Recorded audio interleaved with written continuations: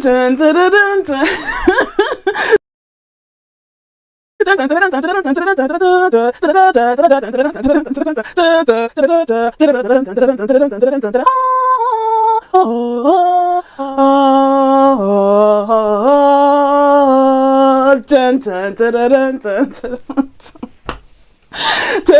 dun, dun, dun.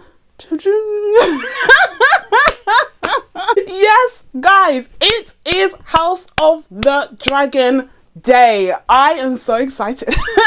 Can you tell? I am so excited to bring you guys my thoughts, feelings, emotions, reactions to House of the Dragon Season 1. So much so that I'm not even giving you my usual intro. We're mixing it up today because it's a very special day indeed. I'm kitted out in my black and red.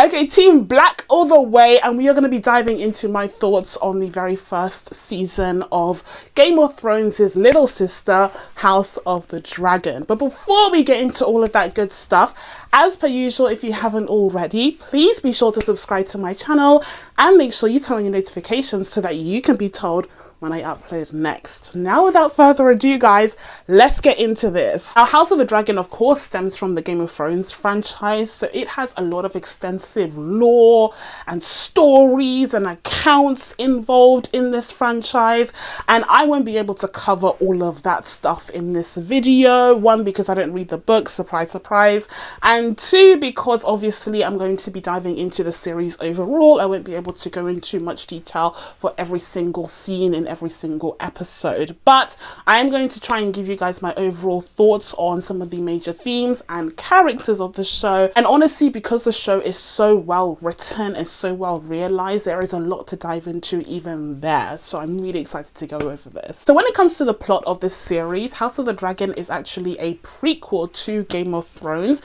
which takes place about 170-ish years before the events of Game of Thrones, to my understanding. Correct me if I'm mistaken, but this series is slightly different to its predecessor in that there are a lot of time jumps throughout the show. So at the beginning of House of the Dragon, we see that the characters, namely Alicent and Rhaenyra, are younger versions of themselves, and they're about in their early to mid-teens, but as we go through the series, we see them aging quite a bit. And I feel like that was a really clever way of trying to tackle an extensive period of time without getting too bogged down in the nitty-gritty details of the events that happened during that time and the relationships and so on and so forth. Although, having said that, if I did have one critique of the series, it would be that we did need a couple more episodes to really explore some of that nitty-gritty, some of the, a bit more depth, okay, in the relationships, particularly with the relationship between Alicent and Rhaenyra. I feel like we would have really benefited from a couple more episodes to allow some breathing room to explore their relationship in a bit more depth. There was even rumblings that that relationship could have had a bit more of a romantic nature to it. That's not something that I got from the interactions that they had on screen as it stood, but perhaps if we had had more time, that would have been expanded upon and made more obvious on the show. And this is of course crucial because the breakdown of that friendship is like the emotional crux of this story. You know, the betrayal that's there, it only works if we are convinced of the friendship and the love that existed beforehand. So it's strengthening that would only add to the show's impact. At the start of the season, we're introduced to House Targaryen when it was at its like peak power, you know, in contrast to Game of Thrones, where when we're introduced to Targaryens they're very much not in their heyday anymore. You know, they're a fallen family,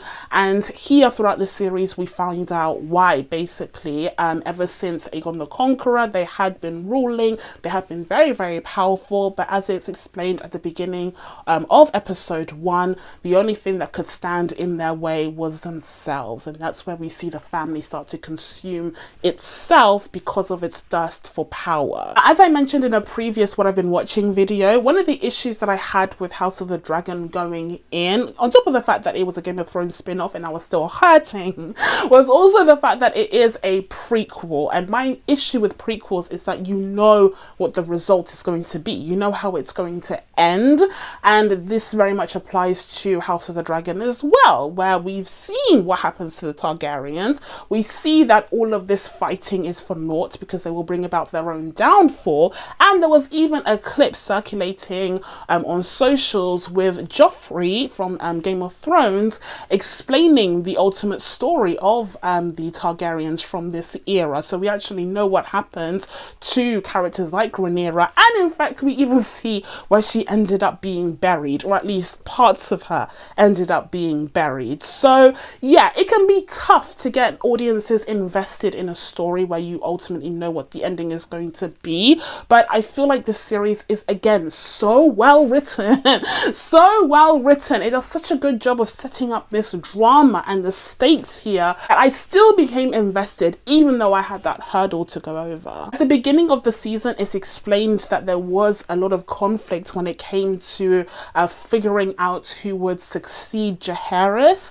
Even though he had a bunch of children who would have been his successors, some of them died, some other things went wrong, and in the end the strongest claimant to the throne was actually Princess Rhaenys. But of course, because of misogyny, of course, because it wasn't the custom of the kingdom to have a queen, okay, sitting on the Iron Throne, instead of the crown falling on Rhaenys's head, it instead diverted over to her cousin Viserys, who ended up being king. And he's going to be the first character that we break down in the video, because Viserys went through quite a journey throughout this season. You know, at first I was a little bit skeptical of him. I thought he was quite pathetic, if I'm being honest. He annoyed me with how pathetic he was. The thing is though, by the end of the season, of course, I understand him a little bit better. You know, he was succeeding Jaehaerys, who was king during a time of peace and prosperity for the kingdom. So he just wanted to continue that, and he wanted to avoid conflicts at all costs, even when it seemed as though that wouldn't have been the best course of action.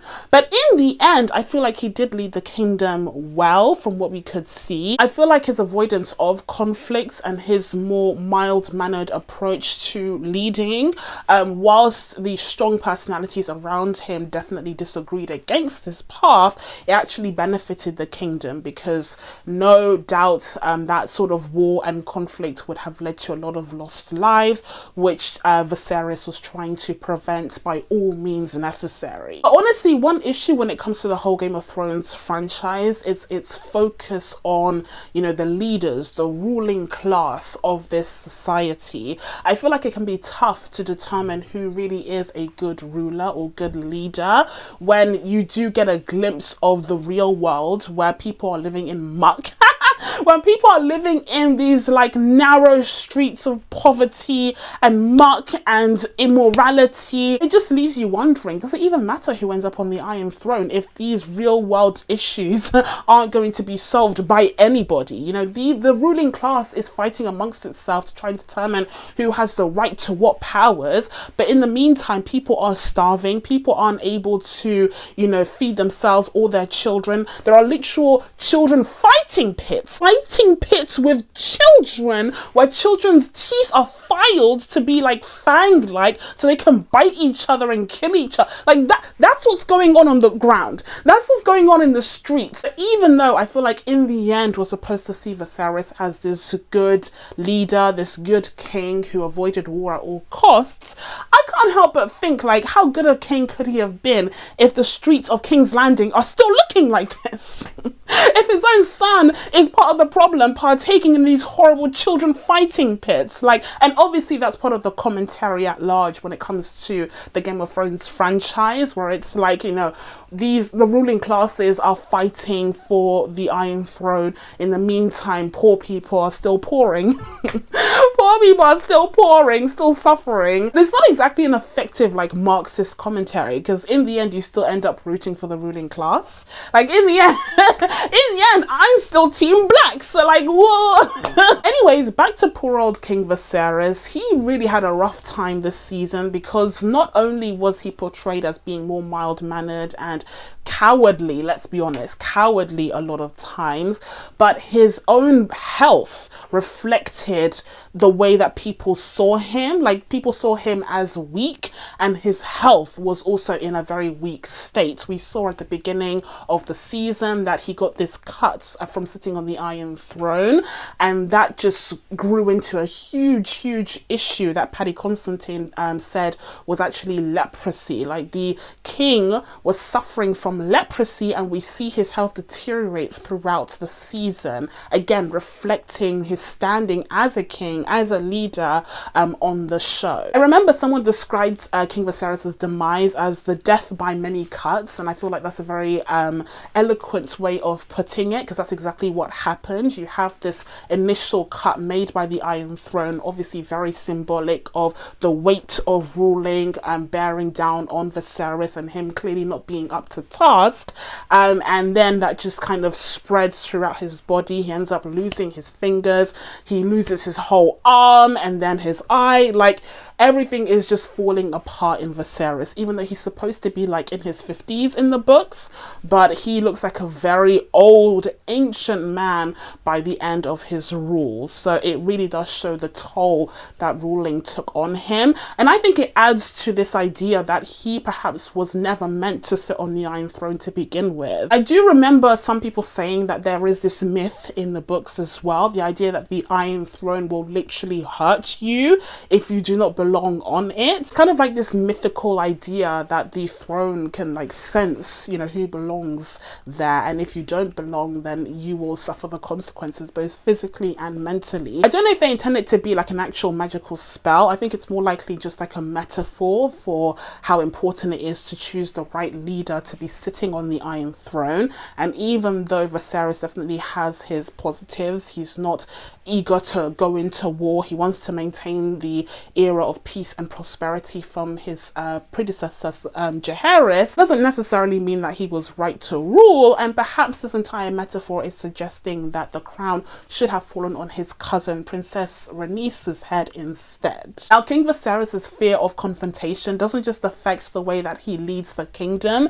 but it also affects the way that he leads his family as the head of the household, and you can see that he just wants everyone to get along. We see time and time again throughout the series that Viserys is willing to look the other way, to literally pretend he does not see any issues when it comes to his family, particularly when it comes to his daughter Rhaenyra. And it makes sense because Rhaenyra has a special place in his heart. She is, of course, the only child left from his first marriage, and he really loved his first wife, so he treasures her, and he oftentimes refuses to see or accept, you know, any faults that she has. And once again, this kind of laissez-faire attitude has dire consequences, particularly when it comes to the bloodline and the line of succession. The fact that he doesn't put his foot down more firmly with Rhaenyra means that she takes liberties and she refuses to, you know, follow the rules that she's supposed to for a woman in her position. I will talk more about Rhaenyra taking liberties, okay, because sis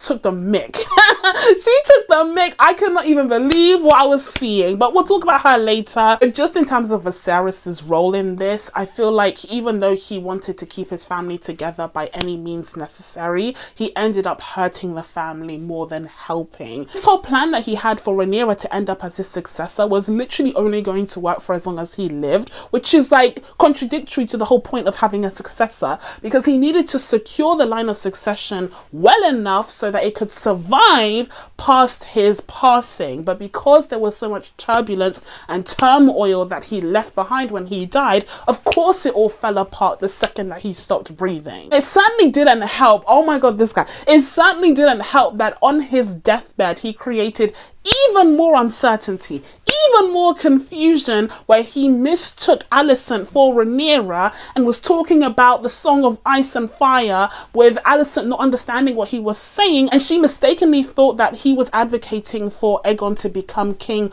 after all, when he was in fact talking about Aegon the Conqueror. Although I won't place too much blame on that scene because Otto Hightower had already made plans to usurp Rhaenyra anyways. But yeah, overall when it came to King Viserys, this was yet another example of the crown falling on the wrong head.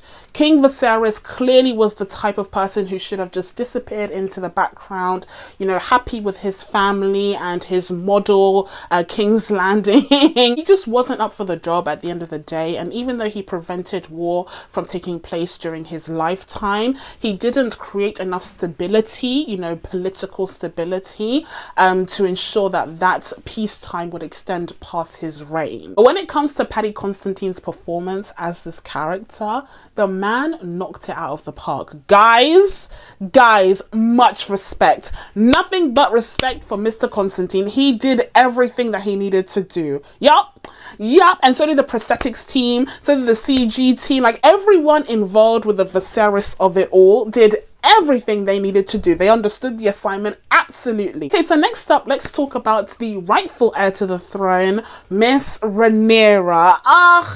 Rhaenyra. Listen, at the end of the day, I am Team Blacks, I think. At the end of the day, I am, okay? But they didn't make it easy, did they? And that's what I love about this show. There is no one character that is out and out perfect. There's no one character that is the good guy. Every single one of these characters mess up. Every single one of them. And that just makes the series so complex and so much more investing. It's just so much more engaging when you have characters like that have complexity and dimension to them. So even though overall, you know, 60% of the time you could agree with these characters, 40% you could be like, what are you doing, sis? And that's how I felt when it came to Rhaenyra. Now, Rhaenyra is in a very precarious position because she is, of course, the niece of Princess Rhaenys, who was rejected as the heir to the throne by their grandfather because she's a woman. And Rhaenyra has had to see this. She understands what it means to be a female heir to the throne. It puts you in a very precarious position. Then you have this added element of the further exploration of a woman's position within the ruling class. You know, that's something that we didn't really see a lot of in Game of Thrones. It was very much about these men making moves and these women kind of mimicking the moves that the men were making. They used whatever they could to their advantage, you know, people like Cersei and everyone else that came along. But overall, there was much more of an emphasis on, you know, watching these men in positions of power maneuver their chessboard as they try to make their way to, you know, the Iron Throne. Whereas here in House of the Dragon, we have much more of an emphasis on the role of women and motherhood. And we see this in the contrasting paths of Alicent and Rhaenyra. And from a very young age, Rhaenyra decided that she didn't want to be like the other queens who were like locked up in the palace, forced to pump out heirs for the remainder of their days. Like, she actually wanted to be in a position of power and authority like the men in her life. And this was, of course, influenced by the fact that her own mother ended up dying in childbirth. She watched her mother get pregnant time and time again, seeking the male heir that her father had always wanted, and therefore had disregarded her for. And in the end, it was for naught because her mother ended up dying as they forced the child out of her through a cesarean without anesthesia. I didn't even know. Did they actually do that in the medieval times? Did they actually have cesareans without anesthesia? Oh my god, this world hates women. Oh my what? Anyway, so that whole scene was so gut-wrenching. The fact that that scene in the first episode of the show was contrasted against the tourney that's happening outside with the celebration of the male heir that's soon to come. Meanwhile, the real work is happening in the palace, okay, with the queen just literally dying, struggling to push out this child. It was just like gut heart-wrenching. And after that traumatic experience, understandably, Rhaenyra is not racing to that same fate, okay? Even though it's part of her royal duty, she does not want to end up like her mother, being forced to push out royal heirs, especially not when you have to go through such trauma like forced cesareans without anesthesia and stillbirths and children dying after a day or a month or a year. Like, this is just so horrific and traumatic, and it's something that was never really emphasized in Game of Thrones, but here it is front and center. The role of motherhood is so important on this show. We see it time and time again. We even saw it in the season finale with Rhaenyra's own birthing story, very much mirroring that of her mother. She ends up surviving, but it was a very, very difficult birth to go through, and in the end she had nothing to show for it because her child was dead. Her child was stillborn. That was so heartbreaking to me. Oh my goodness. So yeah, the role of motherhood is very key when it comes to these female characters, particularly Rhaenyra. And it is interesting how at the beginning she is so adamant about not ending up like her mother, but by the end we see that she is in a very similar position as her, even though she has been named as a Viserys's heir, just because she is a woman at the end of the day, and it falls on her to continue the line of succession and continue giving birth to her own heirs, unlike with a king who would have a queen to do so. But here's the thing, because Rhaenyra is a rebel, because Rhaenyra is not like the other girls, she decides to fulfill her duties in the most Rhaenyra way possible by having bastard children. This is where the issue starts, okay? This is where the problems begin, because she ends up getting married to Sir Laenor from House Velaryon, who is mixed race. I don't know if people in this world don't see colour. Okay, I appreciate the inclusion, by the way, of people of colour on this show. I did very much notice the difference in the diversity of House of the Dragon versus Game of Thrones, but Sir Laenor is like mixed race. And her kids aren't. But here's the thing, okay, you could say, oh, you know, some black people give birth to children who look completely Caucasian. Like, these things could happen. I mean, it's unlikely to happen like 3 times because she has 3 strong boys, right? But it could happen, you know, it could. But it's the hair. It's the hair, because in this world, your hair is very important. Your hair color matters. We all know that the Targaryens are supposed to have the light blonde hair, and the fact that none of her kids with Sir Laenor do is sus as hell, okay? Like, truly. And that's why you had that scene in, I think, episode 6, where Rhaenyra is literally forced to clamber up to the queen or king's room, where Alicent has demanded to see her child, literally seconds after it's born, and she shows the child, and Alicent immediately knows that it's another bastard, because we do not have a single strand of white blonde hair. Like, come on, Rhaenyra. Listen, I understand that Sir Laenor is gay, okay? I understand it must be really hard, like, oh, it's so difficult being gay during this time, in this setting, okay? I completely sympathize, I completely empathize, okay?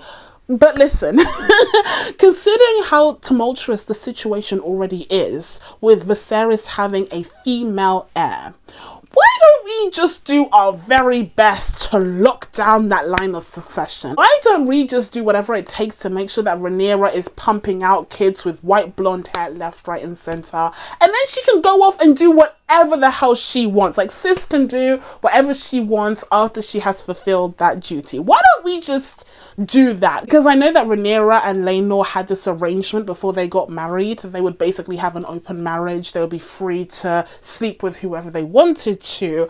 But you do have this one element of the marriage that needs to be fulfilled. You need to make heirs within this relationship. And when the phenotype is so specific, you can't be be going around making heirs with just anyone. Certainly not with a man who looks like the opposite of Rhaenyra. Come on now. Was there not another Velaryon cousin that Rhaenyra could have just, you know, like hooked up with? Rhaenyra did say that she and Rhaenyra tried to have children, but it didn't work out. But maybe there was like a Velaryon cousin, just someone who could have helped out. Just at least have the white blonde hair. At least have that. This was just like, it was ridiculous. And the fact that once again, Viserys tried to outlaw anyone saying anything about it, like he wanted it out of sight, out of mind, it just shows how much of a coward he was when it came to confronting these very important issues, and how shambolic the situation was by the time that he left it, because he hadn't secured this line of succession. He hadn't made sure that Rhaenyra was left in the best position of power, so that by the time that he did pass, she would have a smooth transition into power herself. Because I bet that there were some lords out there who would have supported Rhaenyra if she had had legitimate children at the very least. Like, unfortunately, the fact that she's a woman is a tough pill to swallow in this world, but at least having legitimate children, at least having a clear line of succession would have made her a more attractive choice to be the next ruler. But now that we have this added doubt of her children not even being Velaryon, it's just like an added insult to the whole situation. And I feel like that's how Alicent took it as well. You know, you have the flip side of things where Alicent very much was living the life of the average queen who was stuck in the palace pushing out heirs left, right and center. And you could see in those horrible, uncomfortable scenes where she's sleeping with Viserys that she was just lying down thinking of Westeros. She was fulfilling her royal duties out of a sense of duty, not because she wanted to. And you contrast that against Rhaenyra's I'll do whatever I want attitude, and that was definitely an insult to Alicent, and it was the root of the resentment that developed for Rhaenyra. And then finally, when it comes to Rhaenyra, I did just want to quickly touch on her as a ruler, because we finally got to see her wear the crown in the season finale of the show, and I have some mixed thoughts. Again, even though I am Team Black, at this point I'm not really sure what I'm fighting for, because sis is a little bit lost and confused herself. I mean, we're definitely seeing shades of Viserys in her, and whilst I think her restraint in going into war is actually to be commended, I actually agree with her decision of, you know, waiting things out. I do think that it's tough because she started out in a position of disadvantage. You know, obviously the second that the king died, Alicent and the Greens had the advantage because they were already in the palace. They already were able to make moves before people even knew of the king's death. They really hurried that process along. So of course, in comparison, Rhaenyra is just miles behind and she has to play catch up. And on top of that, she's taking a more restrained approach, which is also slowing things down and slowing down the response that she needs to make, much to Daemon's chagrin. But I do feel like she's going to have to realize very quickly, although I'm sure she will after that ending, that the naive approach that her father was taking to rule just simply will not cut it. Rhaenyra needs to be somewhere in the middle ground between Viserys and Daemon. That's where she needs to belong. That's where I think she would be the perfect ruler, the perfect queen. If you go too much on the side of Viserys, you ain't getting shit done. Simple. Simple as, you are not going to get anything done if you go on the side of Viserys. And then if she leans too much on the Daemon side, she's going to be ruling over ash and rubble. Ash and rubble, like, he is going to burn the whole of Westeros to the ground. So that won't do either. She needs to be somewhere in the middle where she's able to assert her power, to make it known that she is to be feared and she deserves to be on the Iron Throne, but also show that she will make a wise and suitable leader for the people to continue this period of prosperity, I guess, and peace. There needs to be a compromise there. Hopefully we'll see her realize that in the next season, although again, after that ending, I don't know if she will. I think she's going to steer more on the Daemon side, unfortunately, because she'll be reacting with her emotions after having lost her son. Speaking of that ending, I was also really annoyed at Rhaenyra for this one, because why on earth Why on earth would you send out your son, your own children that you suffered to get to begin with? There's such a heavy emphasis on motherhood and birthing on this show. She sent out her own children to be envoys to deliver a message to these lords in faraway lands to say that she is actually the rightful ruler of Westeros now that the king has died.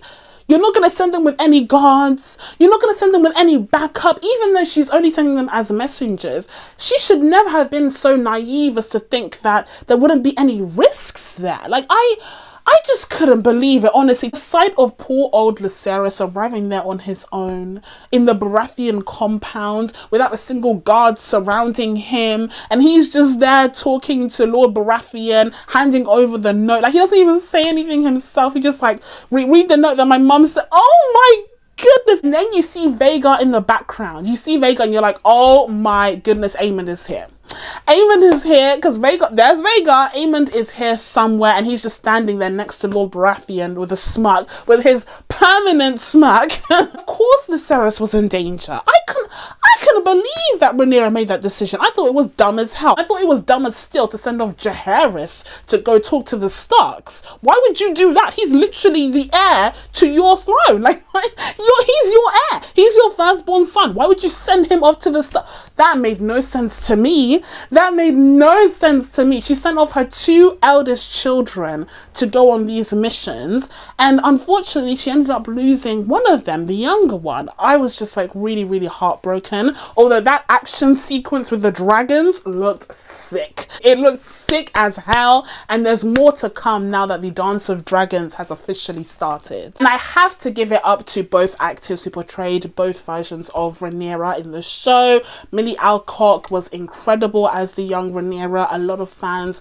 ended up being really attached to her and were heartbroken to see her go. We may see her return though in successive seasons in like flashbacks, which I think would be really, really great. But then of course we have Emma Darcy just taking over and doing a splendid job as grown-up Rhaenyra. I think they knocked it out of the park. Okay, I wouldn't even be able to choose which one was my favorite. I think because they were in such different positions in life that it's tough to compare them directly. You know, there was that kind of concern that, you know, maybe when we see Emma Darcy, we wouldn't really recognize the young Rhaenyra in them. But the show did such great work in making sure that both actors really understood both versions of their character. Okay, so next up we have Bad Boy Daemon. Bad Boy Daemon, who is portrayed by none other than Matt Smith. What a star. What a star. Matt Smith is such a gift, honestly. Like, he truly knocked it out of the park, as per usual, as we can expect, as per usual, right? Overall, I definitely got some The Crown vibes from this series, not just because of Matt Smith's inclusion, but also there were just so many like similar elements of, you know, having the first child, you know, destined for greatness and for rule, and then you have the second child who's just left sitting in, you know, their sibling's shadow. We see that in The Crown with Elizabeth versus Margaret, and here that also resonates with Viserys versus Daemon, where at first it seems like Daemon should be the rightful ruler, or at least heir to the throne, but then you find out more about this guy and you're like, would that really be the best thing? I think that Daemon is the perfect kind of Secretary of Defense. I think that's the perfect position that he should be in. I don't think he has enough wisdom and enough kind of patience and consideration to be the overall king of Westeros, because he's just too hot-headed. He doesn't think about the long-term consequences. He's just about immediate action, and no time is this better illustrated than in the final episode, where he's just so quick to go to war, and it's up to Rhaenyra to kind of reel him back in and explain that, listen, if we go to war now, if we use all 13 of our dragons or whatever, it is mutually assured destruction, mate. Like, we will all die and I'll be ruling over a land of rubble and ash, and she doesn't want to do that. So I'm glad that she stood firm on that, and I was horrified to see his, you know, reaction to that, and the fact that he abused her for speaking out, even though it's her right. But I do think that overall Daemon is a very complex character that a lot of people were attached to. He's very charming and his look is very striking, but I think at the end of the day it was the right move for Viserys to give the throne over to his daughter and not his brother, because he's just unhinged. I did find it interesting how at the beginning of the series we saw Rhaenyra and Daemon actually have a lot in common. You know, they would speak Old Velaryons to each other, and they seemed like they were on a similar page or a similar path. But it's interesting to see how as Rhaenyra got older, she started to change and actually became a little bit more like her father. And I think that's where Daemon's frustration stems from, on top of the fact that I truly think that Daemon thought that by marrying Rhaenyra, he would get as close to the Iron Throne as he possibly could. He thought that he would be able to control Rhaenyra and influence her and use the fact that they had so much in common against her so that he could get her to do whatever he wanted. But because there's been this shift in her personality, he's getting frustrated by the fact that she's not just agreeing with whatever he says. And good on her, honestly, and shame on him for putting his hands on her as a result. And also, before we move on from Daemon, just a quick little reminder that this man is married to his niece. Yeah.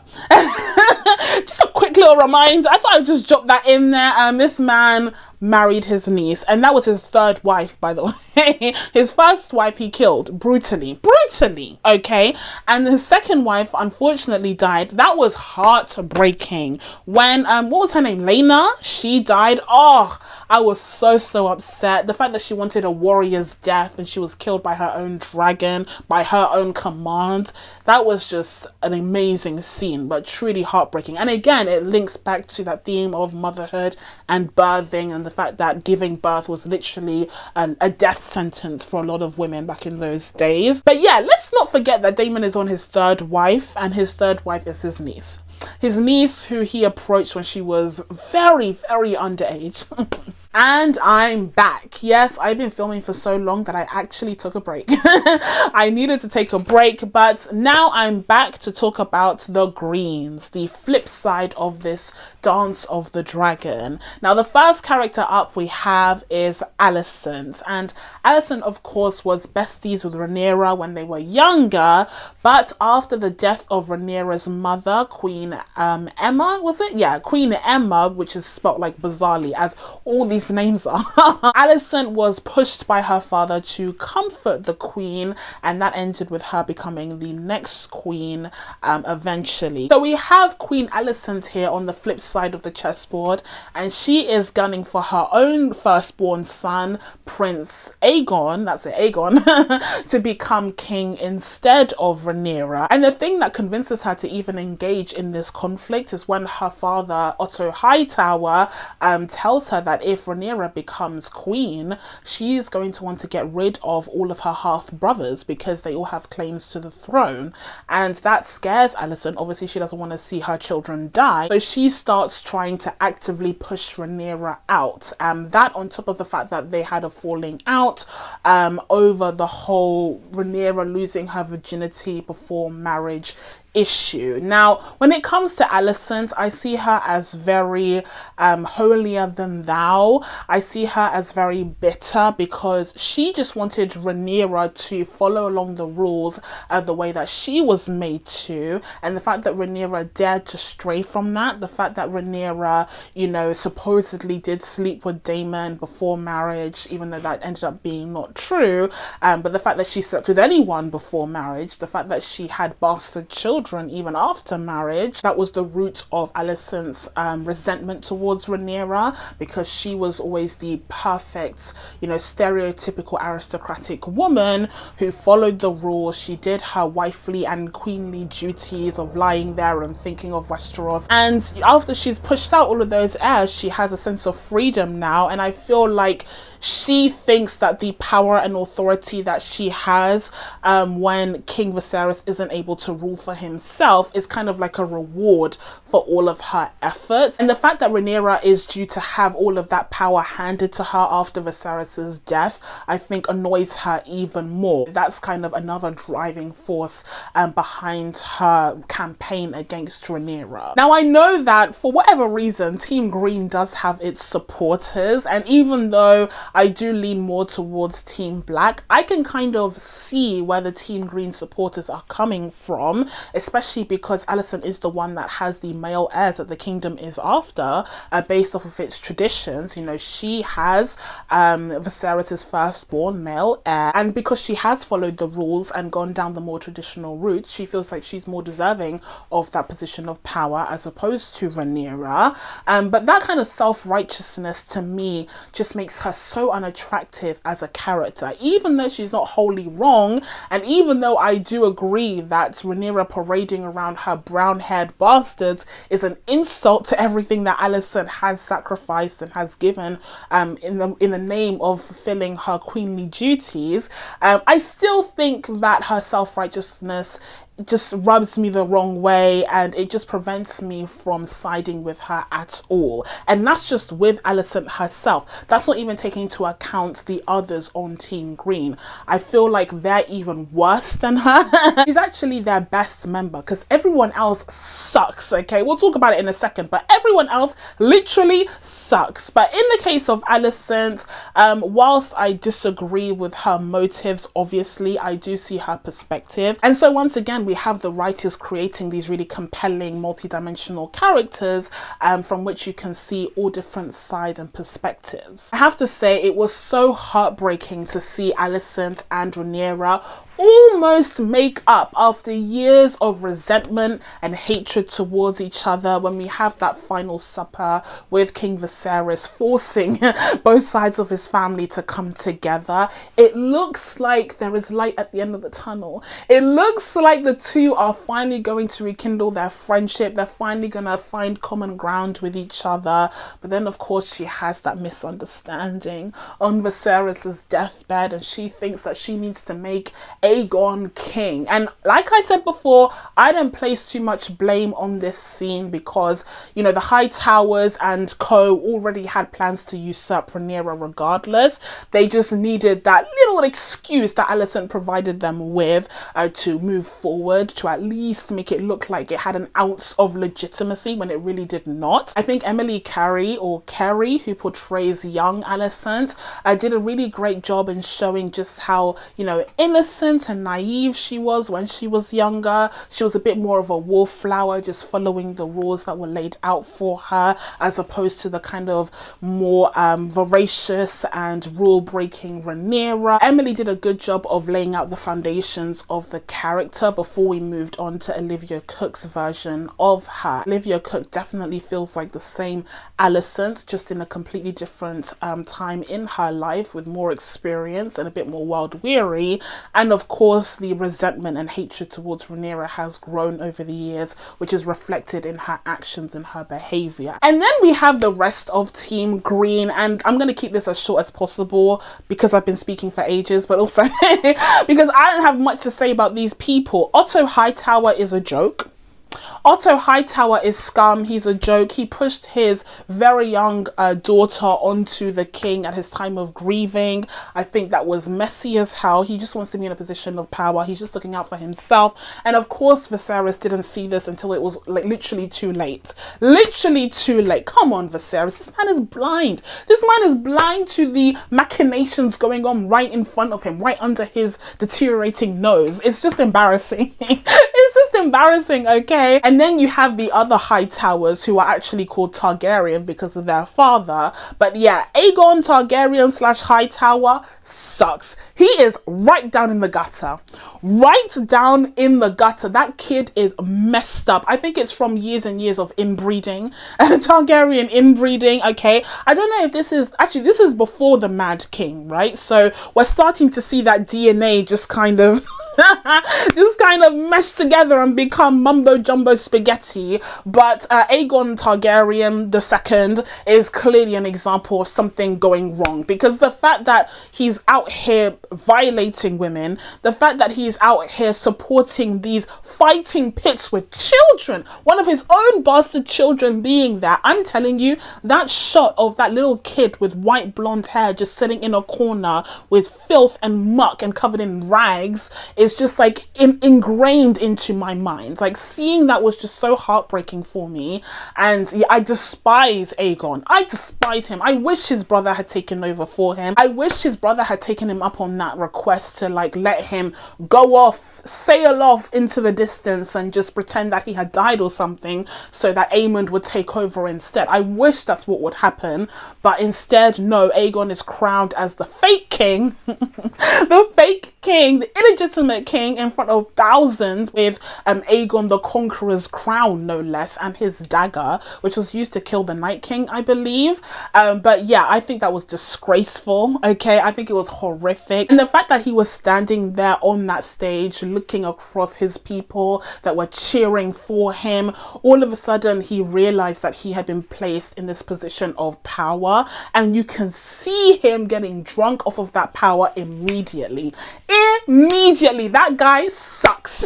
Even though the blacks are flawed, like we all know the blacks have their own issues, please, but nothing compares to the issues of the greens, because those Targaryen kids are a mess, a whole mess. And the fact that Aegon is married to his sister, again, like I said, brain spaghetti. Okay, this is foreshadowing for what's to come. I don't know who the Mad King hailed from. I don't know if he was Aegon's descendant or Rhaenyra's descendant. I don't know, but the Targaryen bloodline was just an utter mess. Again, I'm not surprised that people like Aegon and the Mad King stem from that. And then next we have Aemond, a child killer. Ugh. Listen, I was actually on Aemond's side, kind of, okay, before this final episode, of course. I was actually like, when I saw grown-up Aemond, especially, like with his eye patch and he was always smirking, yeah, I was kind of on his side. Like, I preferred him out of the Targaryen boys. But then this episode happened and I was like, no, they all need to burn. They all need to burn. They all need to die. I can't believe these guys are like Rhaenyra's brothers, basically. Like, they're literally her brothers and they all suck. Aemond, like, let me down today because he actually ended up killing Viserys. Now, granted, it was involuntary. I think he just wanted to scare Viserys on Vhagar. Like, I think he just wanted to give him a bit of a shock. And then Vhagar ended up doing whatever Vhagar wanted to do. She literally went off the rails, okay? And so does Viserys' dragon. And in the end, the poor kid and his dragon ends up dying. All because of Aemond. So I was really disappointed in this character, and he sucks just like his brother. Not as much as his brother, but he is in the gutter as well, unfortunately. Alicent's kids just suck, honestly, and I think it speaks volumes that Alicent ended up breeding such horrible, resentful children, whereas Rhaenyra, you know, her kids ended up so much more well-adjusted. They're so much more caring. You see the hearts in them, and you can tell that they are the rightful heirs to the throne. Like, they would make really great rulers, and that's exactly how you know Viserys isn't going to end up on the Iron Throne in the end, because the Iron Throne never ends up with the right ruler sitting on it. And then next, very quickly, we have Princess Helaena, who becomes Queen Helaena, fake Queen Helaena. And the only thing to note when it comes to this character is, first of all, her mother forced her to marry her brother. Ew! Even though the Targaryens are known for incest, okay, they're known for incest. Aegon Targaryen the First ended up marrying his sisters, plural, okay, so they're known for incest, these Targaryens. But yeah, unfortunately, the tradition is continued through Helaena and Aegon, who end up having these twins that we briefly see in the show. And in the books, apparently the twins are like deformed. They have disabilities, both mental and physical, because of the incest. It's because of the incest. It's because their gene pool is a puddle. And then the next thing when it comes to Helaena is that she seems to be some kind of future seer, which is cool. Like, she was able to predict the beast beneath the boards, and that ended up being Rhaenys on her dragon. So yeah, that's fun. Hopefully she'll be able to give more specific predictions for Team Green to help them out. But otherwise, she can just sit in her corner and play with her bugs. Poor woman. She's been through too much. Been through way too much. And to be married to Aegon, who literally sucks, I feel for her. And another key player on the green side of the chessboard is not a high tower, but actually a Strong. It's Mr. Larys Strong, who is the younger son of Lord Strong, who used to be the king's hand. And he ended up killing his father and his brother, who sired Rhaenyra's oldest children. Wow, this is a... But yeah, Larys Strong, I mean, what can I say? The big thing about him is that he has a foot fetish, right? Like, that's what we remember when it comes to Larys Strong. He has a foot fetish, and Alicent is making the most of it by trying to get him to do stuff for her, and in exchange, she has to put on a show.